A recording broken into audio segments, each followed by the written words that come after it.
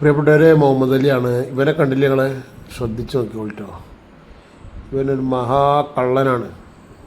ഇവിടെ ഒരു പള്ളിയിലെ ഒരു ദർഗയിലെ നേർച്ചപ്പെട്ടി അടർത്തി കൊണ്ടുപോയ ആളാണ് ഇവനെ. ഇവനെ അറിയുന്നവരുണ്ടെങ്കിലേ ഇതിന് താഴെ ഞാൻ നമ്പർ കൊടുക്കുന്നുണ്ട്. ആ നമ്പറിൽ കോണ്ടാക്ട് ചെയ്യട്ടോ. ഒന്ന് നോക്കിയവൻ കമ്പിപ്പാറൊക്കെ ആയിട്ട് വന്ന് ആദ്യം ഒന്ന് സ്ഥലമൊക്കെ ഒന്ന് വീക്ഷിച്ച്, പിന്നെ ലൈറ്റൊക്കെ ഒന്ന് ഓഫ് ചെയ്ത് 2 വെള്ളം തരുന്നവന് അത് ലോക്ക് പൊട്ടിച്ച്. എന്താ ചെയ്യല്? ആളുകൾക്ക് എന്ത് പൈസ ആണെങ്കിലും കട്ടെടുക്കാൻ വിചാരിച്ചവൻ എന്താ അല്ലേ? ഇത്ര ആളുകൾ ഓരോരോ ഉദ്ദേശ ലക്ഷ്യങ്ങൾ വിചാരിച്ചാണ്ട് നേർച്ചയാക്കി പൈസ കയറും. കണ്ടില്ലേ, അവനെ പൊട്ടിച്ചോ അകത്ത് കയറി. കണ്ടില്ലേ, ഓതില ഇവിടെ എടുത്തായില്ല, എല്ലാം വലിഞ്ഞ് കയറി അത്തെത്തി. ടോർച്ചൊക്കെ അടിച്ചാണ് നോക്കാണ് ധർമ്മപ്പെട്ടി എങ്ങനെ പൊട്ടിക്കാന്നുള്ളത്. അതും 2 ദിനെ റെഡിയാക്കി. അവൻ പഠിച്ച കള്ളനാണ്.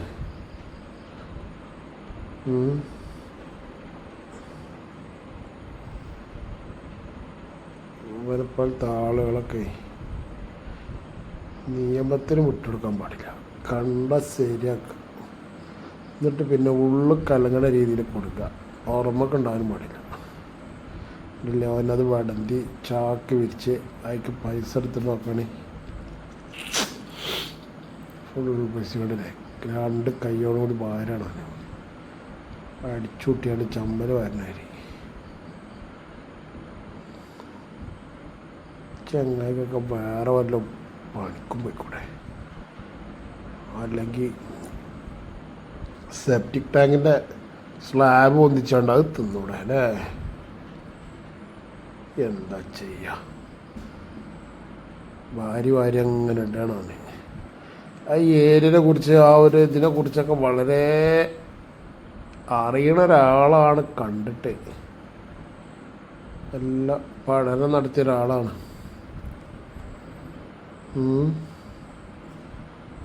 പൈസ ഇങ്ങനെ വാരി ഇടുക കേട്ടോ.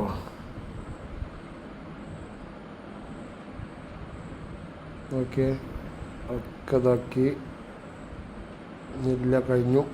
അതിലുള്ള കഴിഞ്ഞു. ഇനി അത് ചാക്ക് കൂട്ടി പിടിച്ചിട്ട് ഉണ്ടോ, ഇനി ചാക്ക് കൂട്ടി പിടുത്താം. അത് കൂട്ടി പിടിച്ചിട്ട് അതിൻ്റെ ഉള്ളിൽ നിന്ന് വേറെ കീസ് എടുക്കണ്ട. കീസ് കിട്ടാണ്ട് അവൻ പോവാണ്. ലാസ്റ്റ് ഉണ്ടോ എൻ്റെ ഫോട്ടോ കറക്റ്റായിട്ട് കേട്ടോ. അപ്പോൾ അറിയുന്നവരൊക്കെ ഉണ്ടെങ്കിൽ വേഗം അറിയിക്കുക, അല്ലെങ്കിൽ ഇത് മാക്സിമം ഷെയർ ചെയ്യാം. ഇങ്ങനത്തെ ആളുകളൊന്നും വെച്ചോണ്ടിരിക്കാൻ പാടില്ല. അതിലടിച്ചാടിട്ടോ വലിയ എല്ലാം അടിച്ചാടാനാണ് കേട്ടോ. ഇതിനൊന്നും കണക്കും ഉണ്ടാവില്ല എത്ര ഉണ്ട് എന്നുള്ളത്. ധർമ്മപ്പെട്ടിയൊക്കെ വിളിച്ചാൽ. അപ്പോൾ ഏതായാലും ഇതാണ് ആള്. മറ്റൊരു വീഡിയോ ആയിട്ട് നമുക്ക് വീണ്ടും കാണാം.